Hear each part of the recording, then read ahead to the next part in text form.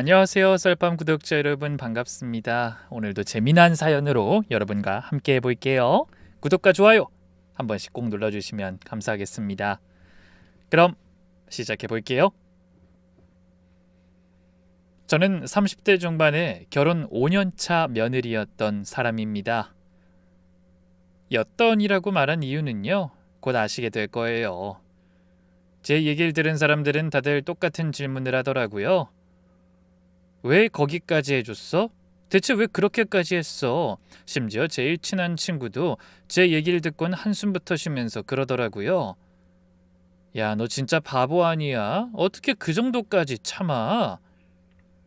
오늘 들려드릴 이야기는요, 제가 5년 동안 매달렸던 이들을 제 손으로 직접 끊어낸 날에 대한 거예요. 조금은 긴 얘기인데 끝까지 들어주시면 감사하겠습니다. 저희 부모님은 제가 초등학교 3학년 때 이혼하셨고 저는 자연스럽게 외할머니 손에 컸어요. 부모님은 이혼하시고 전부터 진짜 많이 싸우셨거든요.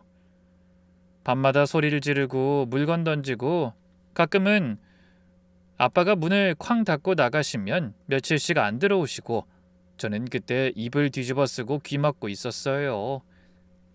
제발 그만 싸워라. 제발. 결국 제 소원이 이루어졌죠. 갈라서게 되셨으니까요. 아빠는 이혼하시고 얼마 안 돼서 재혼하셨대요. 새로운 가정을 꾸리시더니 저한테 연락이 뚝 끊겨버렸어요. 처음엔 한 달에 한 번은 전화가 왔는데 점점 2달에 한 번, 3달에 한 번, 나중엔 아예 안 오더라고요. 생일에도 한 해의 끝에서도 연락은 없었어요.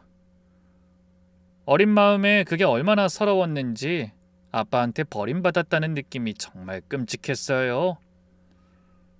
그리고 엄마는 외국으로 일하러 나가셨어요. 돈 벌어서 보내주신다고 하셨는데 그것도 처음 몇 년만 그랬죠. 나중엔 거기서 새 남자 만나셔서 새 가정을 꾸리셨다네요. 그 얘기를 할머니한테 들었을 때 저는 아무 말도 못했어요. 그냥 아 하고 멍하니 앉아 있었죠.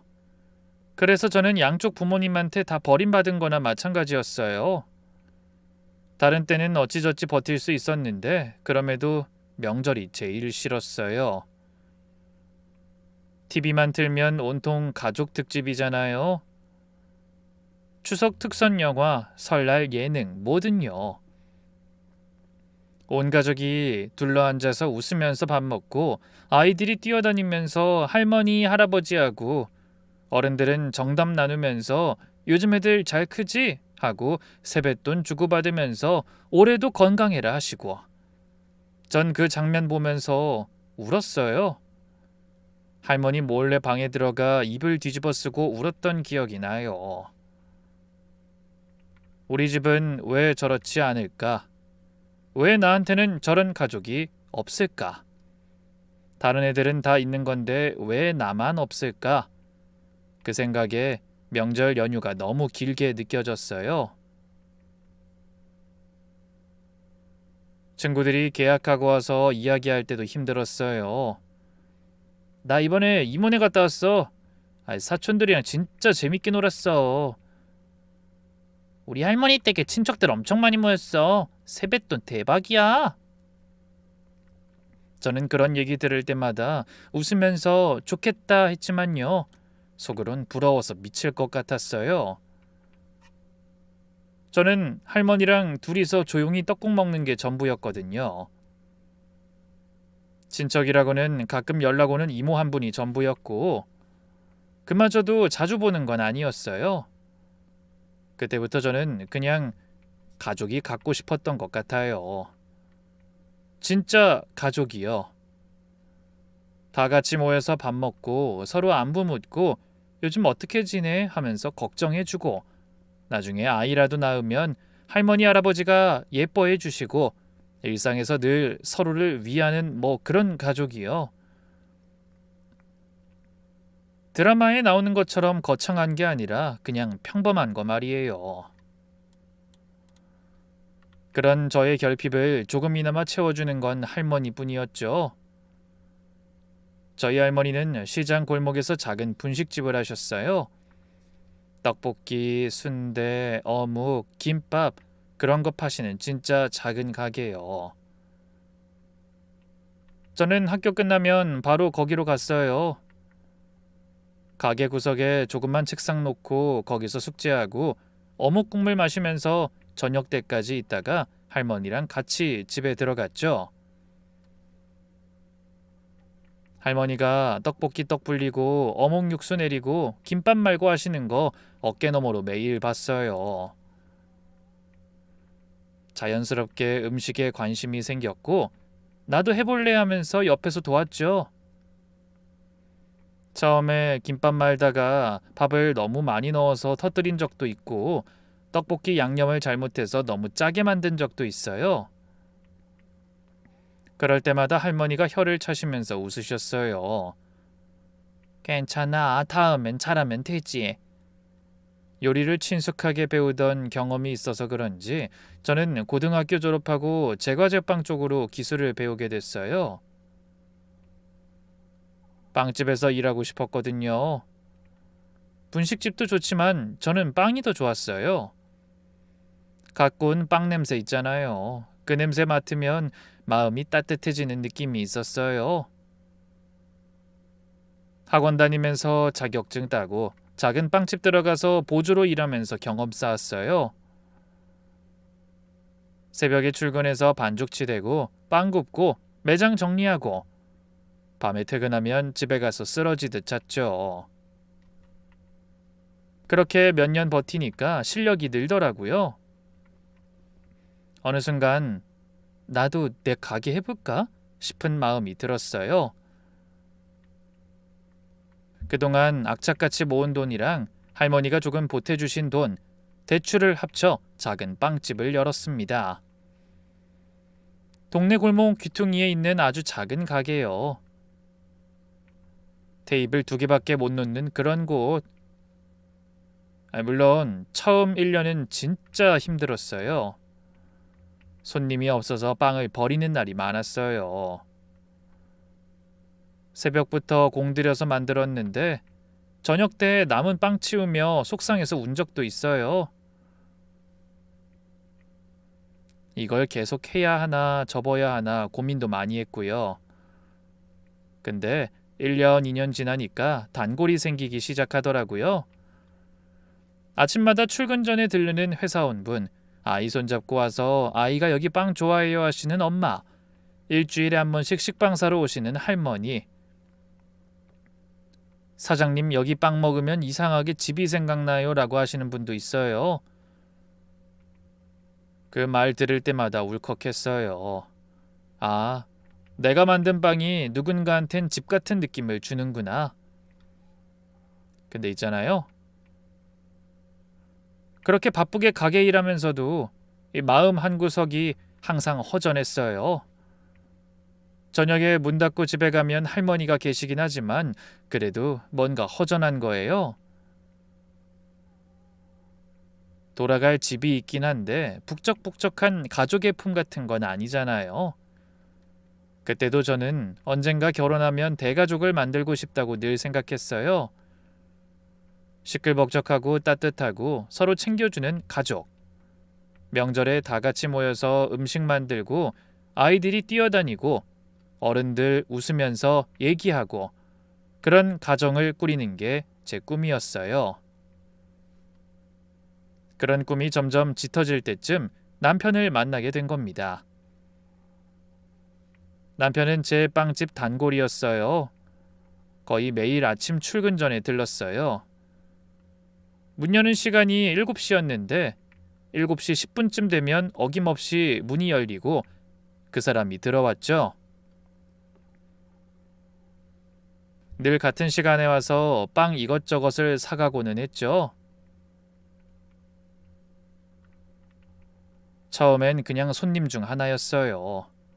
매일 오니까 얼굴은 익었지만 특별히 기억에 남는 건 없었어요. 근데 어느 날부터 눈에 들어오기 시작하더라고요. 뭐랄까, 다른 손님들은 늘 바빠 보이거든요. 빵 집어서 이거요 하고 계산하고 휙 나가는 게 대부분이었는데 그 사람은 달랐어요. 항상 저에게 눈 맞추고 인사를 했어요. 맛있게 먹을게요. 오늘도 수고하세요.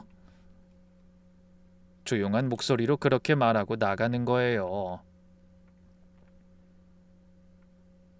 처음엔 예의 바른 손님이네 정도로 생각했는데 계속 보다 보니까 그게 묘하게 기억에 남는 거예요.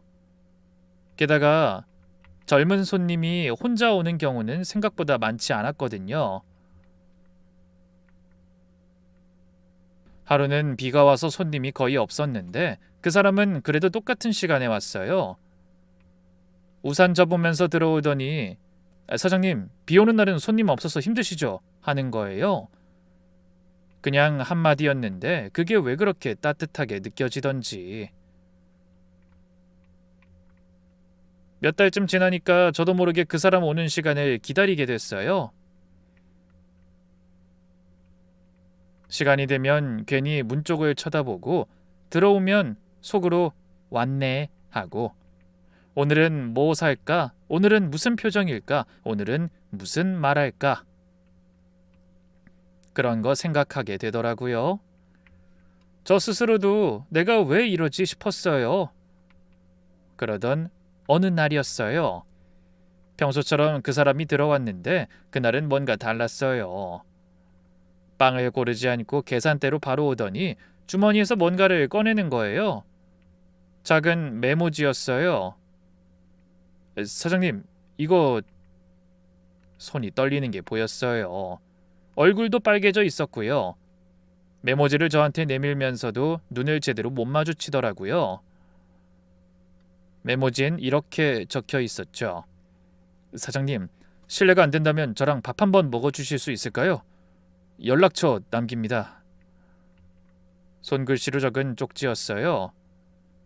약간 삐뚤빼뚤했지만 글씨로 정성껏 쓴 게 느껴졌죠. 그 메모지 보고 웃음이 나왔어요. 나한테도 이런 경험이 생기는구나. 솔직히 귀여웠어요. 저는 나가려는 그 사람을 붙잡고 바로 제 전화번호를 적어줬어요.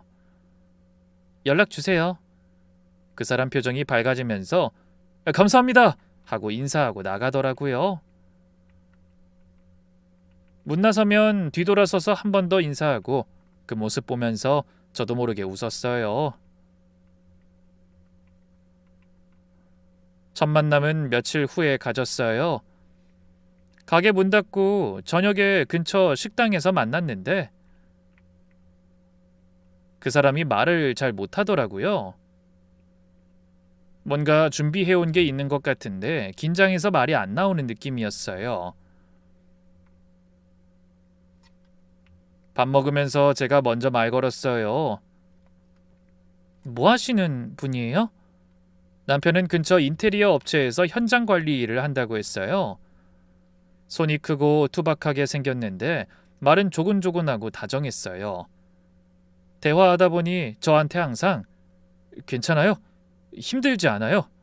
이런 말을 먼저 해주더라고요. 그동안 혼자 가게 꾸려오면서 그런 말 해주는 사람이 없었거든요. 그래서 더 마음이 갔어요. 연애하면서 남편 가족 얘기를 많이 들었어요. 우리 집은 되게 화목해요. 원래는 부모님이랑 누나까지 네 가족이었는데 누나가 결혼하면서 식구가 더 늘었죠. 명절이나 기념일 때마다 다 모여요. 같이 밥 먹고 고스톱 치고 조카들 세뱃돈도 주고 누나네 애들이 둘인데 걔네가 진짜 귀엽거든요. 저한테는 그 얘기가 동화책 속 이야기처럼 들렸어요. 진짜 저런 가족이 있구나. TV에서만 보던 그런 가족이 실제로 있구나. 저도 저기 끼고 싶다. 저도 저 가족의 일원이 되고 싶다. 그 마음이 얼마나 컸는지 남편이 좋은 건지 남편의 가족이 좋은 건지 구분이 안 될 정도였어요. 지금 생각하면 거기서부터 문제였던 것 같아요. 그렇게 연애한 지 1년쯤 됐을 때 남편이 프로포즈를 했어요. 하지만 저는 바로 대답을 못했습니다. 잠깐 나 생각할 시간 좀 줘. 남편 표정이 약간 당황스러워 보였어요. 싫어? 하길래 아니 그게 아니라 라고 했는데 말이 잘 안 나오더라고요. 결혼이 무서웠던 게 아니에요. 오히려 너무 완벽하게 하고 싶어서 겁이 났던 거예요. 저는 부모님 이혼을 직접 봤잖아요. 처음엔 좋아서 결혼했을 텐데 나중엔 매일 싸우고 소리 지르고 물건 던지고 결국 갈라서더니 저를 서로 떠넘기듯 했잖아요. 전 그렇게 되기 싫었어요. 결혼하면 진짜 평생 함께할 가족을 만들고 싶었거든요. 한번 시작하면 절대 깨지지 않는 그런 가정이요. 며칠 후에 남편을 다시 만나서 솔직하게 털어놨어요. 솔직히 말할게. 결혼 싫은 거 아니야. 근데 무서워. 난 결혼하면 진짜 가족이 되고 싶어. 때마다 다 같이 모이고 나중에 아이 낳으면 시부모님이 손주 예뻐해 주시고 시누이랑도 친하게 지내고 그런 거 있잖아. 북적북적하고 따뜻한 거. 난 그게 너무 갖고 싶어. 근데 또 섣불리 결정했다가 우리 부모님처럼 될까봐 그게 무서워. 남편이 한참 제 얘기를 듣더니 제 손을 잡았어요. 우리 집이 딱 그래. 우리 엄만 며느리 들어오면 딸처럼 대하겠다고 해. 그리고 우리 가족 정말로 화목하거든. 수연은 네가 원하는 그런 가족이야. 믿어줘. 그 말이 제 마음을 완전히 움직였어요. 저는 남편이라는 사람 자체를 제대로 보기보다 남편 내 가족이라는 환상에 빠져버린 거였어요. 내가 그토록 원하던 대가족, 화목한 가정이 바로 저기 있구나. 저기 들어가면 나도 드디어 가족이 생기는 거구나. 지금 생각하면 거기서부터 잘못된 거였어요. 결혼 전에 시댁에 처음 인사 갔던 날은 평생 잊지 못할 거예요. 남편 차에 타고 시댁으로 향하면서 심장이 터질 것 같았어요. 현관벨 누르기 전에 남편이 긴장하지 마. 어차피 다 사람 만나는 건데 뭐. 라고 무덤덤히 말했는데 그래도 떨리더라고요. 현관문이 열리자마자 시어머니가 저를 덥석 안으셨어요. 어머 세상에 얼굴이 진짜 곱네. 아유 우리 아들이 복 받았어. 들어와. 처음 보는 사람을 저렇게 반갑게 맞아주시다니 전 그게 너무 감동이었어요. 우리 엄마도 저렇게 날 안아준 적 있나? 기억이 안 나거든요. 시아버지는 거실 소파에 앉아 계셨는데 과묵하시지만 미소가 다정했어요. 말씀은 별로 안 하셨는데 눈빛이 따뜻했죠. 어서 오렴. 많이 긴장했지? 편하게 있어. 시누이도 반갑게 인사했어요. 아, 옳게 되실 분이구나? 반가워요. 맨날 얘기해서 궁금했어요. 친근하게 웃으면서 악수까지 청하더라고요. 저녁상 앞에 둘러앉으니까 정말 제가 꿈꾸던 풍경이 눈앞에 펼쳐지더라고요. 다 같이 밥 먹으면서 웃고 떠들고 시어머니가 이것도 먹어봐 저것도 먹어봐 하시면서 제 앞에 반찬을 올려주시고 시누이가 남편한테 이야 우리 동생 좋은 사람 만났네 하면서 놀리고 시아버지가 웃으며 덕담해 주시고 시어머니는 따뜻한 눈빛으로 제게 이렇게 말씀하셨어요. 수연아, 앞으로 넌 우리 집 딸이라고 생각해. 며느리도 가족이니까. 저는 그 말을 듣는 순간 눈물이 핑 도는 걸 겨우 참았어요. 그날 밤 집에 와서 방에 들어가자마자 펑펑 울었어요. 기뻐서요. 드디어 찾았다.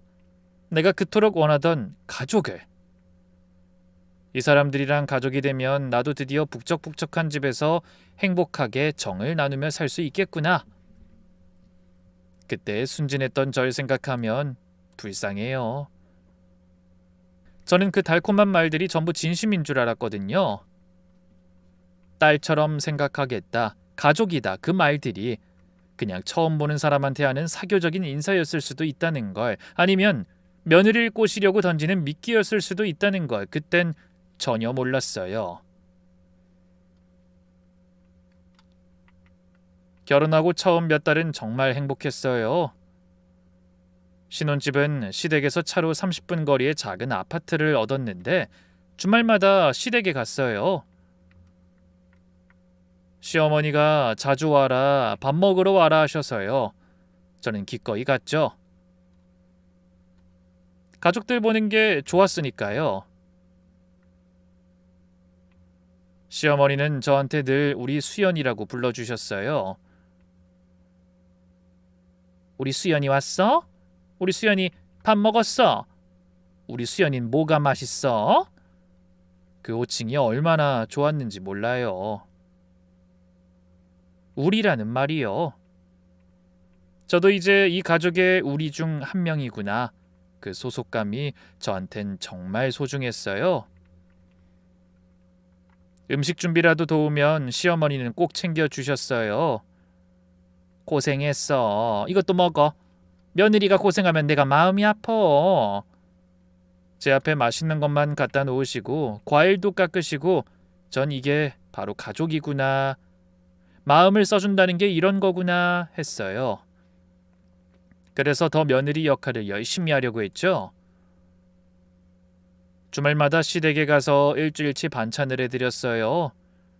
제가 빵집 하면서 음식 만드는 건 자신 있었거든요. 김치찌개, 된장찌개는 기본이고 반찬도 여러 가지 했어요. 시아버지가 좋아하시는 약과도 직접 구워서 갖다 드렸고요. 빵집 하면서 배운 제과 기술로요.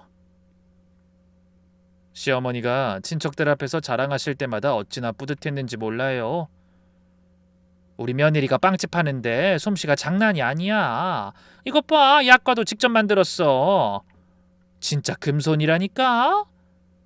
친척분들이 와 진짜 맛있다, 며느리 복받았네 하시면 시어머니가 웃으시면서 그러게 내가 얼마나 다행인지 몰라요 하시고 전 그 말 들으면서 속으로 뿌듯했어요. 인정받고 있다, 사랑받고 있다. 근데 지금 생각해보면 그때부터 이상한 신호가 있었어요. 칭찬 뒤에 항상 뭔가가 붙더라고요. 수연아, 다른 집 며느리들은 이것도 못해. 우리 친척 중에 누구네 며느리 있잖아. 걔는 명절에 와도 손 하나 까딱 안 한대. 아이, 수연인 그런 거에 비하면 진짜 나은 거야. 요즘 다른 며느리들 보면 얼마나 꼴값인지 모른다니까. 수연이 같은 며느리 얻어서 얼마나 다행인지. 칭찬 같은데 기분이 묘했어요. 왜 자꾸 다른 며느리랑 비교를 하시지? 왜 매번 다행이라고 하시지? 그냥 나한테만 잘한다고 하시면 안 되나? 뭔가 찜찜하긴 했지만 그 의미를 깊이 생각하진 않았어요. 그냥 칭찬으로 받아들이고 더 잘해야지, 더 인정받아야지 그 생각만 했죠. 그 이후 결혼 1년쯤 됐을 때부터 시어머니 태도가 슬슬 달라지기 시작했어요. 그날도 주말에 시댁 가서 저녁에 먹을 요리를 하는데 시어머니가 김치찌개 한 숟갈 드시더니 숟가락을 탁 내려놓으셨어요. 이거 국이 좀 짜네. 아, 죄송해요 어머니. 제가 간을 잘못 맞췄나 봐요. 수연아, 네 음식 솜씨를 내가 그렇게 자랑했는데 기본적인 간도 못 맞춰? 가슴이 뜨끔했어요. 근데 그냥 제가 잘못한 거라고 생각했죠. 그 다음 주에 시댁 갔을 때는 청소 지적을 받았어요. 어머, 여기 청소 안 했네? 여기 먼지 봐. 시어머니가 가리킨 곳은 TV 장식장 뒤쪽이었어요. 솔직히 그 안쪽까지는 청소를 안 했거든요. 저는 얼른 걸레 들고 닦으면서 사과했어요. 죄송해요 어머니. 제가 못 봤어요. 다른 집 며느리들은 이 정도는 기본으로 하는데 아니, 청소를 하려면 제대로 해야지. 그 말에 좀 찔렸어요. 근데 뭐 맞는 말 같기도 하고 내가 부족한 건가 싶어서 다음부터 더 꼼꼼하게 청소했어요. 장식장 뒤쪽도 소파 밑도 안 보이는 구석구석까지. 그렇게 더 열심히 하면 또 평소처럼 칭찬해 주셨죠. 역시 우리 수연이는 달라. 내가 뭐라 하면 바로 고치잖아. 아니, 다른 며느리들은 그것도 못해. 그 한마디 듣고 싶어서 더 매달렸어요. 칭찬받으면 하늘을 나는 것 같았고 지적받으면 땅속으로 꺼지고 싶었어요. 그렇게 매 순간 시어머니 눈치를 살피게 되더라고요. 오늘은 기분이 좋으신가 안 좋으신가? 내가 뭘 잘못한 건 없나? 지금 생각하면 그게 완전히 덫이었어요. 당근 줬다가 채찍 줬다가 반복하시면서 저를 길들인 거예요. 칭찬해주면 제가 기뻐하고 지적하시면 불안해하면서 더 열심히 하잖아요. 그 사이클이 반복된 거예요. 저는 인정받고 싶다는 결핍 때문에 눈이 멀어 그걸 전혀 몰랐어요. 사실은 시어머니가 저를 진짜 딸처럼 진짜 며느리로 받아들이는 게 아니었던 거죠. 그냥 부려먹기 좋게 만들고 있던 거예요. 저는 가족으로 인정받고 싶다는 약점을 쥐어드리고 시어머니는 그걸 완벽하게 이용한 겁니다. 결혼 2년차 되던 해 갑자기 시아버지가 쓰러지셨어요. 그날 새벽에 시어머니한테서 전화가 왔어요. 떨리는 목소리로 아버지가 쓰러지셨어. 빨리 와! 라고 하시는 거예요. 남편이랑 급하게 택시 타고 병원으로 달려갔어요. 중증 지주막하 출혈이었어요. 다행히 목숨은 건지셨는데 수술을 빨리 해야 한대요. 의사 선생님이 가족들 모아놓고 설명하시는데 수술비가 이것저것 다 해서 좋게 1억은 생각해야 하는 상황이었어요. 시어머니가 급한 대로 시누이한테 전화했는데 시누이가 뭐라고 했는지 아세요? 엄마, 나도 지금 빠듯해서 많이는 못 보태. 몇백 정도? 시어머니 얼굴이 어둡게 변하는 게 보였어요. 남편한테 넌 얼마나 있어 하시길래 남편이 핸드폰으로 통장 확인하더니 고개를 숙이더라고요. 1,000만 원도 안 됐어요. 저희는 생활비를 합치지 않고 각자 지출하며 쓰고 있었기에 얼마를 모은지 몰랐거든요. 근데 겨우 1,000만 원 있다는 사실에 충격을 받았어요. 아니, 대체 그동안 모으지 않고 뭐하고 있었던 거지? 그날 밤 병원 복도 의자에 앉아 한참을 생각했어요. 시아버지가 만약 제대로 수술을 못 받으시면, 만약 잘못되시면 시어머니가 얼마나 힘드실까? 이 가족이 어떻게 될까? 새벽에 남편이 자판기 커피 들고 옆에 앉으면서 한숨을 쉬더라고요. 어떡하지? 수술비가 이렇게 많이 필요할 줄이야. 저는 다음날 결심을 굳히고선 남편에게 말했어요. 나 빵집 팔려고. 뭐? 갑자기 무슨 소리야? 가게 권리금이랑 내가 모아둔 돈 합치면 1억 5천 정도 돼. 그거면 수술비 충당 가능할 거야. 남편이 멍한 표정을 지었어요. 그 가게 당신이 몇 년 동안 힘들게 키운 거잖아. 아버님 수술이 더 중요하지 가게는 나중에 다시 하면 되잖아. 당시 저는 진짜 그렇게 생각했어요. 가게야 다시 열면 되지만 사람은 한 번 잃으면 끝이잖아요. 그리고 이 가족이 힘들어하는 걸 못 본 척 할 수가 없었어요. 저한테 이 가족은 제가 그토록 원하던 가족이었으니까요. 그렇게 저는 빵집을 정리했어요. 가게 권리금 받고 그동안 모아둔 돈 다 합쳐서 1억 5천이 모였어요. 제 전 재산이었습니다. 새벽에 일어나서 반죽하고 밤 늦게까지 빵 굽고 손님 맞이하면서 오랫동안 피땀 흘려 모은 돈이요. 그 돈을 남편 계좌로 넣으면서 문자로 말했어요. 이건 당신이 준비했다고 해. 뭐?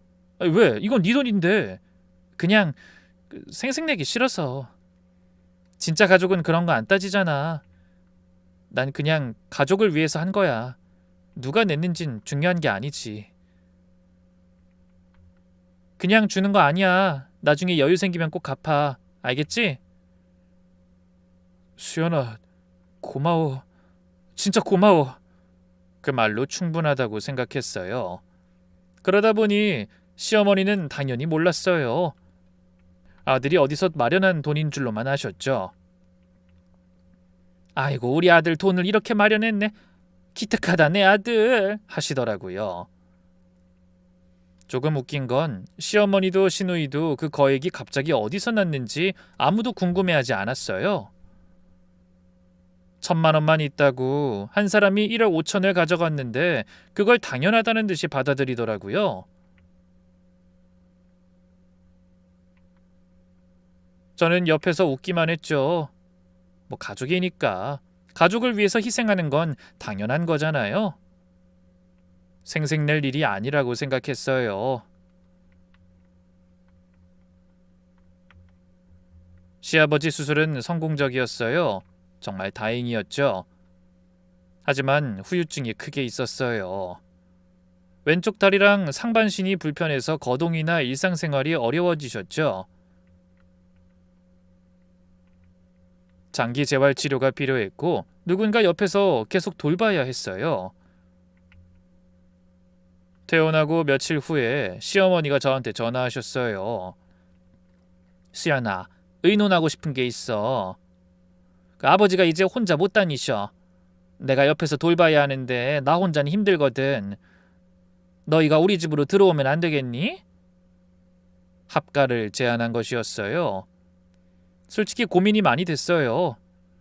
시부모를 모시고 사는 건 완전히 다른 이야기잖아요.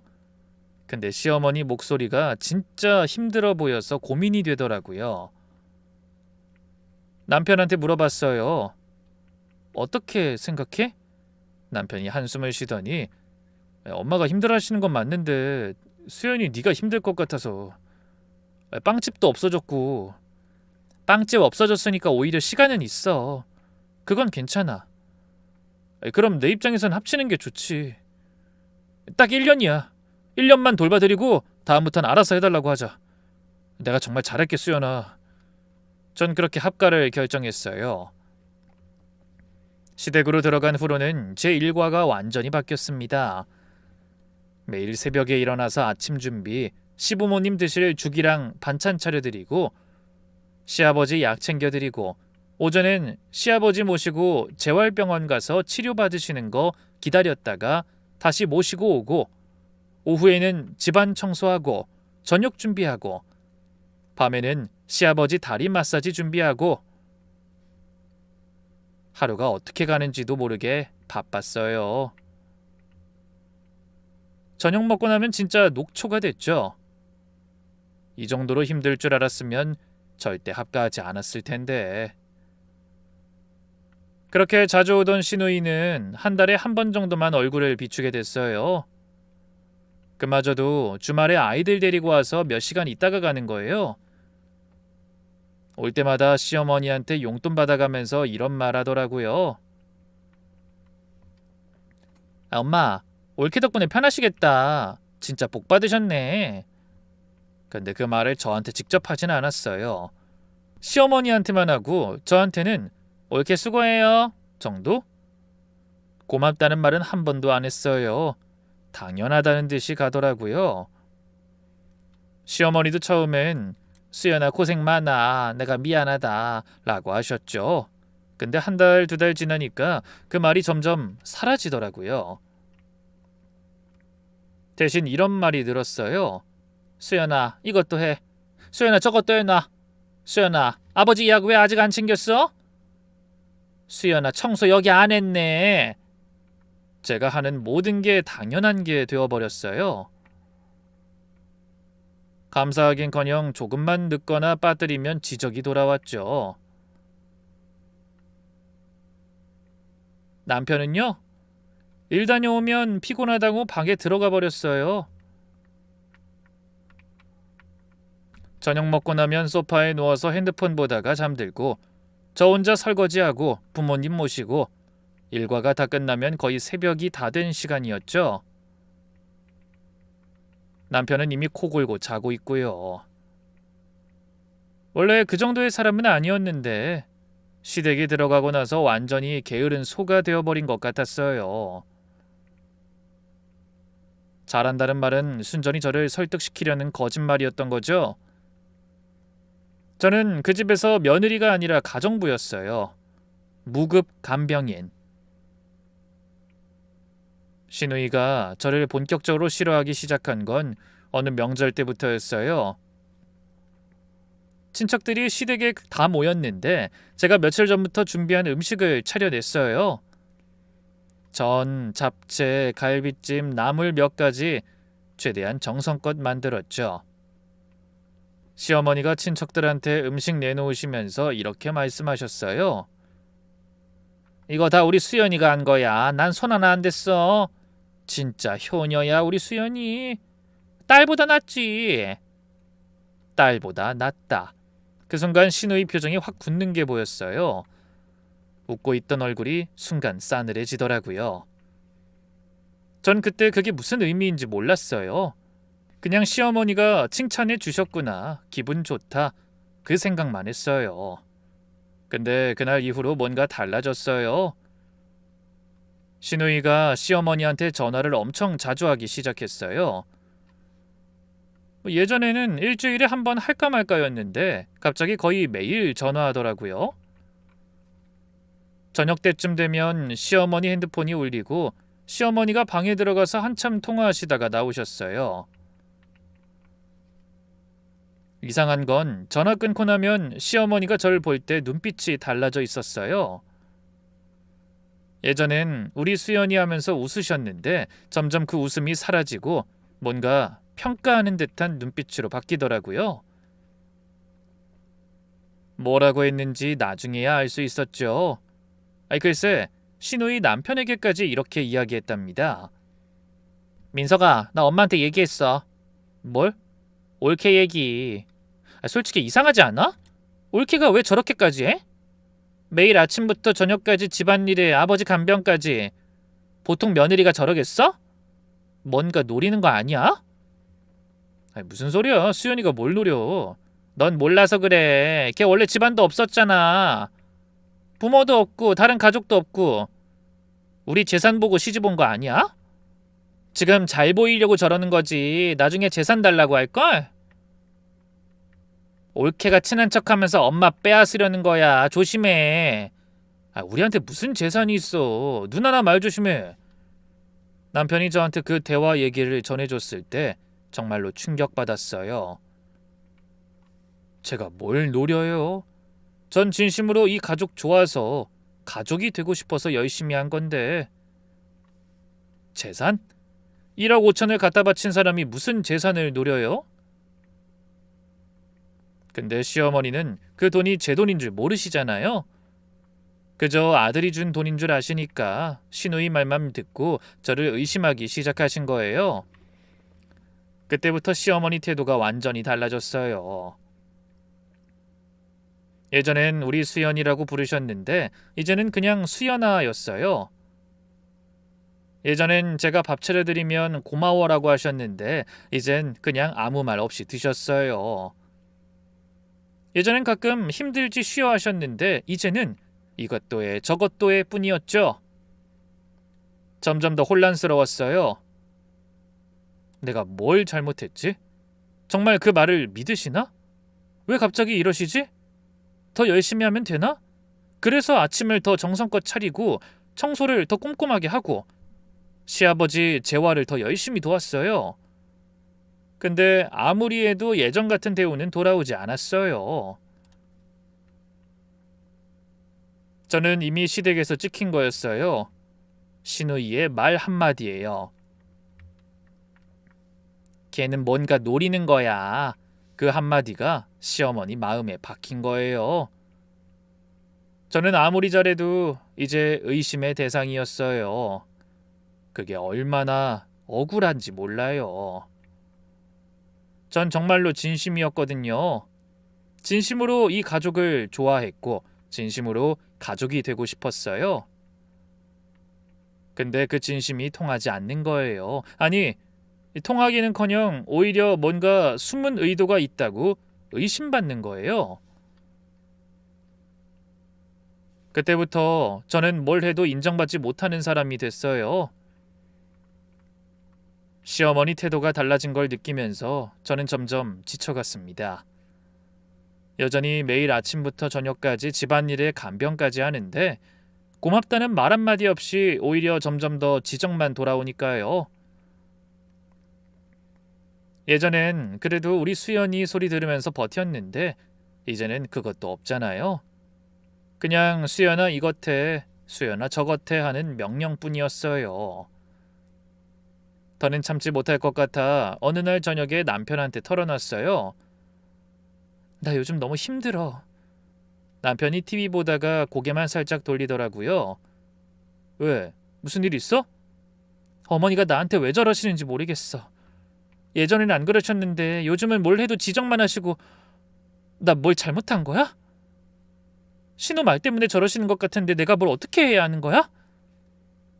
남편이 한숨을 쉬더니 다시 TV를 보는 거예요. 그냥 예민하신 걸 거야. 아버지 간병하시느라 엄마도 힘드신 거지.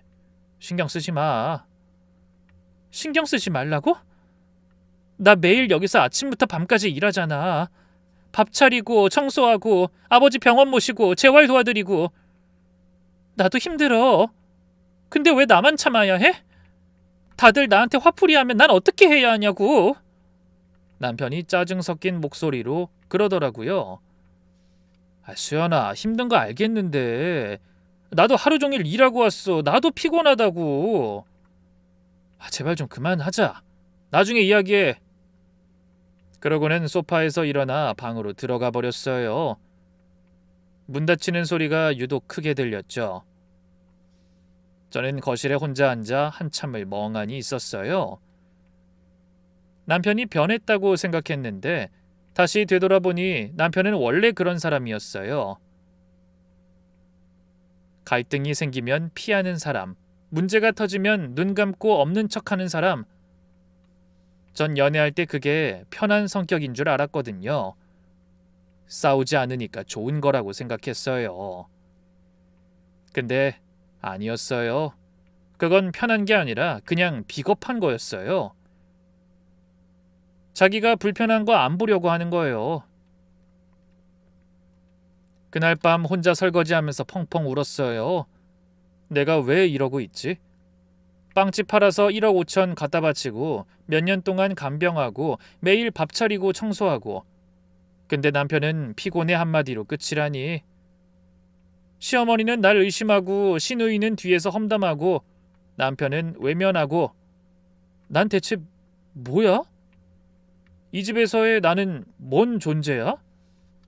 그때부터 뭔가 마음속에서 금이 가기 시작했어요. 하지만 완전히 깨진 건 아니었어요. 아직 희망이 있다고. 더 열심히 하면 다시 되돌릴 수 있다고 생각했어요. 근데 그 금은 점점 커져가고 있었죠. 결혼 5년차 되던 해 봄이었어요. 그날은 시누이가 온 날이었죠. 평소처럼 저녁 준비해서 식탁에 차려놨는데 시어머니가 밥을 먹다 말고 뭔가 좋은 일 있는 것처럼 말씀하셨어요. 아 맞다. 다음 달에 제주도 가기로 한 거 이제 슬슬 계획 짜야지. 전 귀가 번쩍 뜨였어요. 가족 여행이라니. 결혼하고 5년 동안 여행 한 번 못 가봤거든요. 설레는 마음으로 물었어요. 정말요? 언제부터 언제까지 가는데요? 뭐 준비하면 될까요? 제가 뭐 하면 돼요? 근데 갑자기 식탁이 조용해졌어요. 시어머니가 시누이랑 눈을 맞추시더니 뭔가 어색한 표정을 지으셨어요. 남편은 고개를 숙이고 밥만 먹고 있었고요. 분위기가 이상했죠. 어머니, 왜 그러세요? 시어머니가 헛기침을 하시더니 말씀하셨어요. 수연아, 그게 이번엔 식구들끼리만 가려고. 네? 식구들끼리요? 저는요? 아버지 간병도 있고 하니까 네가 집 좀 봐줘. 우리 가 있는 동안 집 비우면 안 되잖아. 저는 멍해졌어요. 잠깐, 지금 뭐라고 하신 거지? 어머니, 저도 식구 아닌가요? 저는 왜 같이 가면 안 되는 거예요? 시어머니가 밥숟가락을 내려놓으시더니 한숨을 쉬셨어요. 수연아, 아버지 상태 알잖아. 누가 돌봐? 아이, 우리 다 같이 가면 아버지는 어떡하고? 그럼 요양보호사 선생님 잠깐 부르면 남한테 맡기게? 집안 사람이 있는데? 저는 더 이상 말을 못했어요. 시어머니 말씀도 틀린 건 아니었으니까요. 아버지를 누가 돌보긴 해야 하잖아요. 그게 저라는 사실이 이상했지만요. 그날 밤 남편이랑 시누이가 전화하는 걸 우연히 들었어요. 방에서 자려고 누워있는데 남편이 베란다로 나가서 전화를 받더라고요. 목소리가 작아서 잘 안 들렸는데 창문이 열려 있어서 어렴풋이 들렸어요. 누나. 아니, 안 말했어. 엄마가 싫어하잖아. 알아. 조용히 할게. 벌떡 일어났어요. 뭐라고? 엄마가 싫어한다고? 남편이 전화 끊고 들어왔을 때 제가 물었어요. 방금 뭐야? 어머니가 뭘 싫어하셔? 남편이 움찔하더니 아니야, 누나랑 그냥 여행 얘기한 거야 하고 얼버무렸어요. 나 빼고 가는 여행 얘기? 대답해봐. 나 빼고 가기로 한 거야? 처음부터? 남편이 한참 뜸을 들이다가 고개를 끄덕였어요. 엄마가 이번엔 가족끼리만 가고 싶대. 미안해. 가족끼리만. 그 말이 머리를 망치로 때리는 것 같았어요. 전 가족이 아니라는 거잖아요. 몇 년 동안 이 집을 위해 얼마나 노력했는데. 그런데도 저는 가족이 아니라는 겁니다.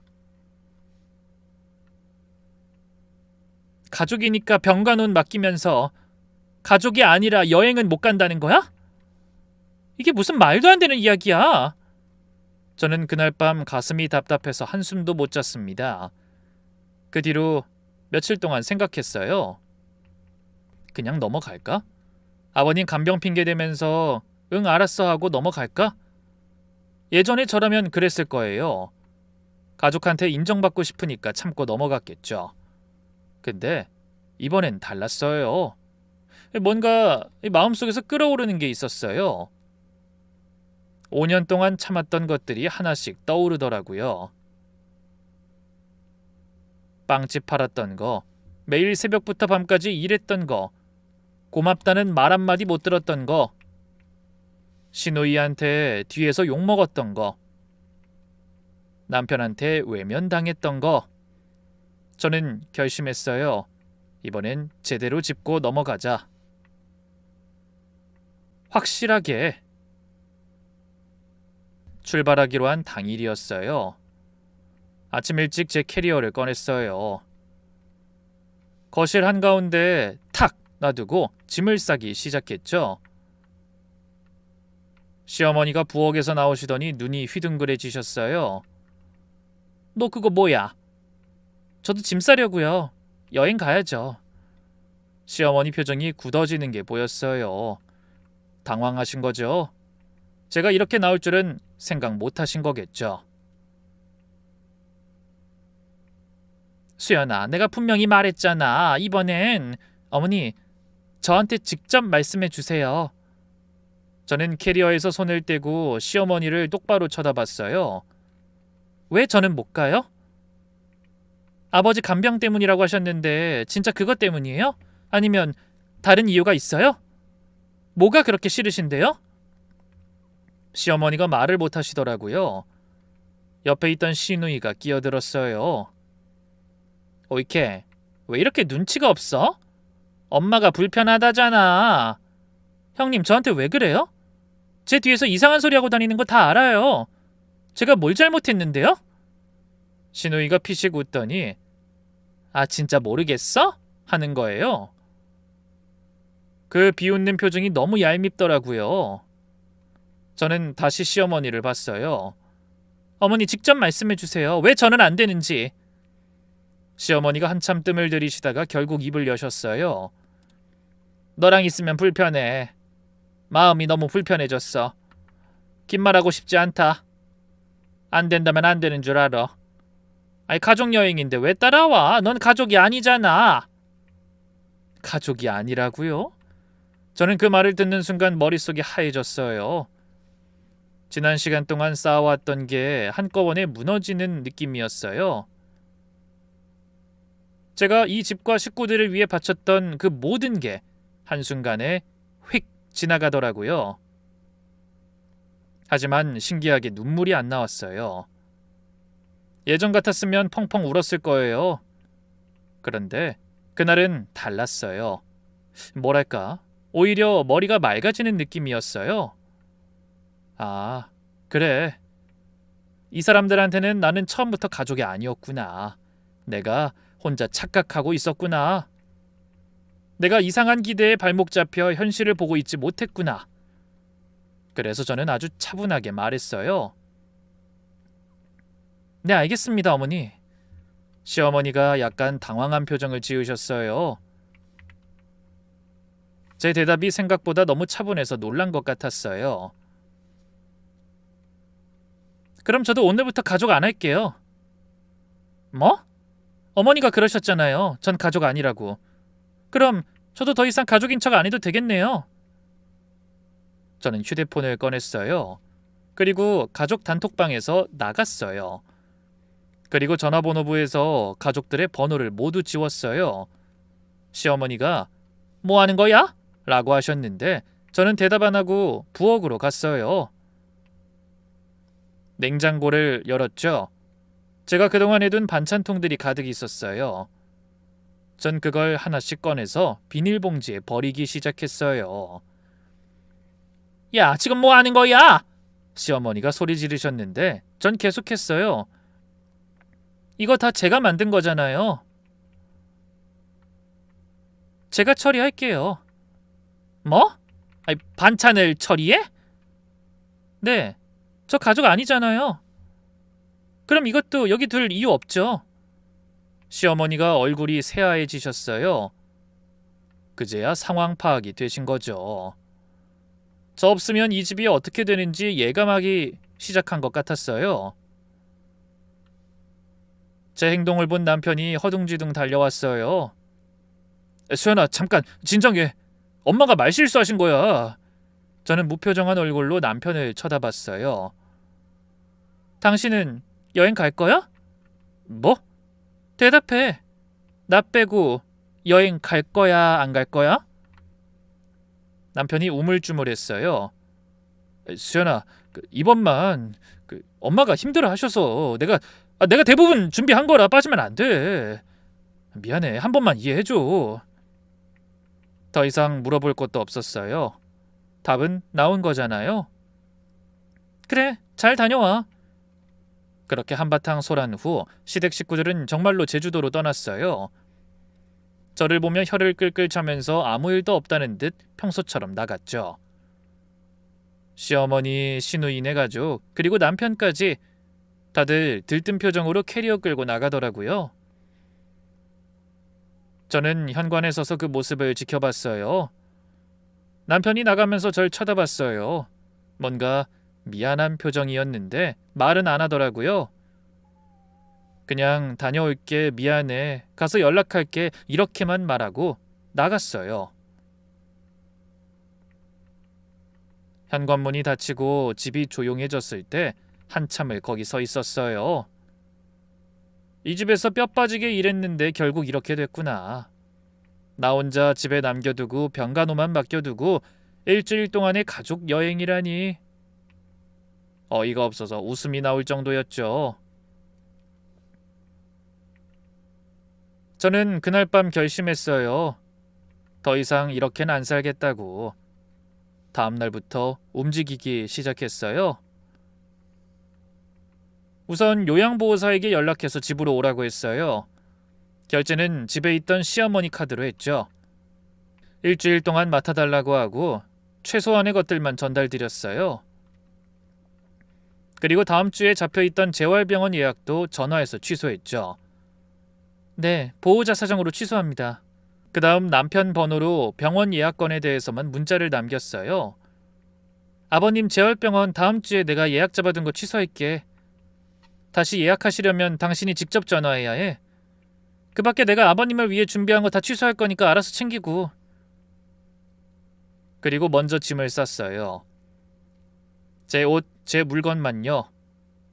시댁에 있는 것 중에서 제 것만 골라서 캐리어에 넣었어요. 그리고 그동안 제가 했던 것들을 하나씩 정리했죠. 우선 냉장고와 서랍에 제가 마련해뒀던 반찬과 식품들을 버리거나 따로 챙겼어요. 어차피 제가 만든 거니까 제 마음이잖아요. 어머니 앞에서 몇 개 버리긴 했지만 제대로 뒤져보니 거의 다 제 손에 거친 것들이더라고요. 그리고 가장 중요한 걸 준비했어요. 은행에 가서 몇 년 전 계좌이체 내역을 떼왔어요. 제 계좌에서 남편 계좌로 1억 5천이 넘어간 기록이요. 날짜, 금액 다 찍혀 있었어요. 그리고 그때 남편이랑 나눈 문자 내역도 캡처해뒀죠. 당신이 준비했다고 해 라고 보낸 거, 고마워 라고 답장 온 거 다 증거로 남겨뒀어요. 빵집 매매 계약서도 찾아냈어요. 그때 얼마에 팔았는지 다 적혀 있잖아요. 그리고 이혼 서류도 준비했어요. 시댁 식구들이 여행을 가 함께 웃고 떠들며 신나게 제주도에서 노는 동안 전 완전한 이별 준비를 다 마쳤어요. 다신 없을 저만의 복수를요. 준비를 다 마친 직후 원래 일주일 있다가 오는 일정이었던 시댁 식구들이 사흘 만에 급하게 돌아왔어요. 왜냐고요? 제가 병원 예약을 취소해버렸으니까요. 병원에서 시어머니한테 전화가 간 거예요. 예약이 취소되셨는데 다시 잡으시겠어요? 시어머니가 부랴부랴 저한테 전화하셨는데 저는 안 받았어요. 몇 번이고 전화 오는데 다 무시했어요. 게다가 요양보호사가 어머니에게 보고 문자를 했고요. 결국 시어머니가 남편한테 연락했고 남편이 저한테 전화했어요. 수연아, 왜 전화를 안 받아? 무슨 일 있어? 요양보호사는 뭐야? 저는 전화를 끊고 문자로 답했어요. 내가 말했잖아. 내가 예약한 재활치료 취소했다고. 그리고 난 이제 집은 나갈 거니까 요양보호사 부른 거야. 설마 나한테 끝까지 부탁하려고 했던 건 아니지? 뭐야, 왜 취소해? 아버지 재활은 어떡하고? 그리고 집을 나간다니 무슨 말이야? 저는 곧장 답장했어요. 나 가족 아니잖아. 가족 일은 가족이 알아서 해. 제 대답에 놀란 식구들은 그렇게 여행 일정 단축하고 급하게 돌아왔어요. 공항에서 집으로 바로 부랴부랴 왔을 거예요. 현관문 열고 들어왔을 때 뭘 느꼈을까요? 집이 텅 비어 있었을 거예요. 냉장고 열면 반찬이 하나도 없고 시아버지 약 케이스도 비어 있고 달력에 병원 일정도 없고 제 물건도 다 사라져 있었을 거예요. 집도 엉망이 되어 있을 거고요. 처음 본 요양보호사가 반겼겠죠. 남편한테 전화가 왔어요. 소연아, 지금 어디야? 정말 집 나간 거야? 저는 짧게 대답했어요. 내일 저녁 7시에 시댁에서 보자. 다 같이 모여 있어. 대체 왜 이렇게까지 하는 거야? 당신이 날 이렇게까지 하게 만든 거야. 그때 보자. 할 말 있어. 그리곤 전화를 끊었어요. 다음 날 저녁 7시 저는 서류 봉투를 들고 시댁에 갔어요. 거실에 시어머니, 시아버지, 시누이, 남편이 다 모여 있었어요. 시누이네 아이들은 없더라고요. 어딘가에 맡겼나 봐요. 다들 표정이 굳어 있었어요. 뭔가 심각한 일이 터질 거라는 걸 느끼고 있었겠죠. 저는 거실 한가운데 섰어요. 그리고 서류 봉투를 식탁에 탁 올려놨죠. 시어머니가 먼저 입을 여셨어요. 수연아, 지금 뭐 하는 거야? 가출이라도 하는 거야? 왜 애꿎은 반찬을 다 버리고 약도 치우고 병원까지 취소하고 난리야? 너 지금 이게 며느리가 할 짓이냐? 저는 웃었어요. 가출이요? 며느리요? 어머니, 저 가족 아니잖아요. 가출은 가족이 하는 거예요. 시어머니가 말문이 막히셨어요. 전 곧바로 본론으로 들어갔죠. 본론부터 말씀드릴게요. 몇 년 전에 아버님 수술하셨을 때 기억나세요? 그건 갑자기 왜? 그때 수술비 1억 5천 어디서 났는지 아세요? 시어머니가 당연하다는 듯이 대답하셨어요. 아들이 준비했지. 그동안 모은 거. 저는 서류 봉투에서 종이를 꺼냈어요. 계좌이체 내역서였어요. 이거 보세요. 시어머니가 종이를 받아서 보시더니 눈이 커지셨어요. 시누이가 옆에서 기웃거리면서 봤죠. 뭐야 이거? 전 아주 친절히 설명했어요. 제 계좌에서 남편 계좌로 간 1억 5천이에요. 날짜 보세요. 아버님 수술 직전이에요. 이 돈 사실 제가 빵집 팔고 여태 모아둔 돈 합친 거거든요. 거실이 조용해졌어요. 시어머니가 남편을 쳐다보셨어요. 야, 이게 뭐야? 이게 무슨 소리야? 남편이 고개를 숙였어요. 대답을 못하더라고요. 시누이가 끼어들었어요. 거짓말이지? 올케가 지어낸 거 아니야? 저는 남편을 똑바로 쳐다봤어요. 거짓말이야? 당신이 말해봐. 그 돈 어디서 났어? 남편이 한참 침묵하다가 작은 목소리로 말했어요. 수연이가 준 거 맞아. 시어머니가 곧바로 얼굴이 새하얘졌죠. 그리고 아버지 재활 지난 몇 년 동안 매일 제가 했어요. 병원 예약, 약 관리, 식사, 재활운동 전부 다요. 어머니 혼자 한 거 아니에요. 오히려 제가 더 많이 했죠. 시어머니가 뭐라고 하려고 하셨는데 제가 말을 끊었어요. 시누이는요? 한 달에 한 번 와서 용돈 받아가고 어머님한테 전화해서 뒤에서 저 뒷담화하고 올케가 재산 노린다, 뭔가 의도가 있다 그렇게 말씀하셨죠? 시누이 얼굴이 빨개지더라고요. 뭔가 변명하려고 했는데 전 그냥 무시하고 다음 말을 했어요. 저는요, 진심이었어요. 진짜 이 가족이 좋아서 가족이 되고 싶어서 열심히 한 거예요. 빵집 팔 때도 생색 안 내려고 어머니한테 말 안 했어요. 가족이니까.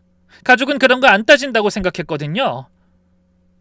시어머니가 뭔가 말씀하시려고 하셨어요.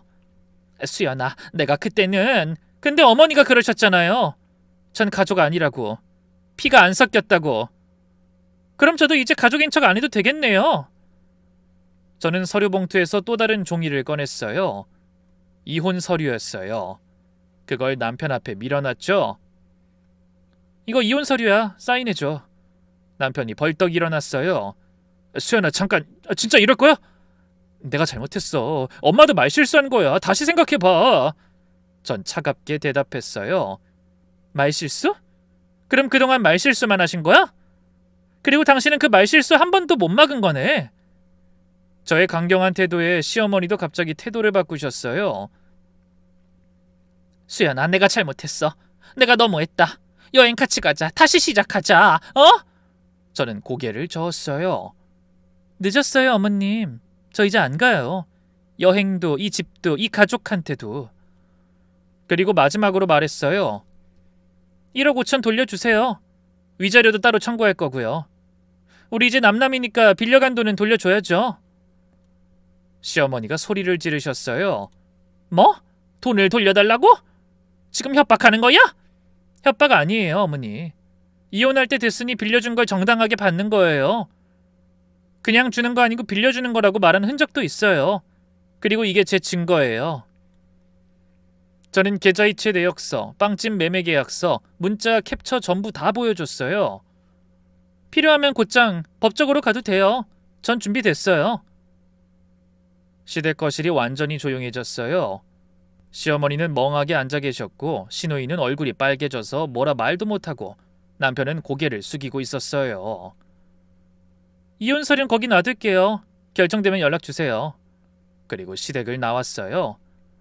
현관문 닫히는 순간 어깨가 가벼워지는 느낌이었어요. 5년 동안 짊어지고 있던 짐이 확 내려가는 느낌요. 그 이후 이혼은 6개월 만에 끝났어요. 1억 5천은 다 돌려받았어요. 시댁에서 집을 팔아서 마련했대요. 위자료도 만족할 만큼 받아냈고요. 법적으로 가겠다고 하니까 순순히 합의하더라고요. 증거가 다 있으니까요. 남편은 끝까지 사정했어요. 다시 시작하자. 내가 바뀔게. 근데 저는 안 받아줬어요. 지난 5년 동안 기회를 줬잖아요. 이젠 정말로 끝이에요. 이후 저는 받은 돈으로 다시 빵집을 열었어요. 예전보다 작지만 어쨌든 제 가게가 다시 생긴 거죠. 새벽에 일어나서 반죽하는 게 이렇게 행복한 일인지 전엔 몰랐어요. 제 일을 하고 제 돈을 벌고 제 인생을 사는 거 정말 행복하고 값진 일이더라고요.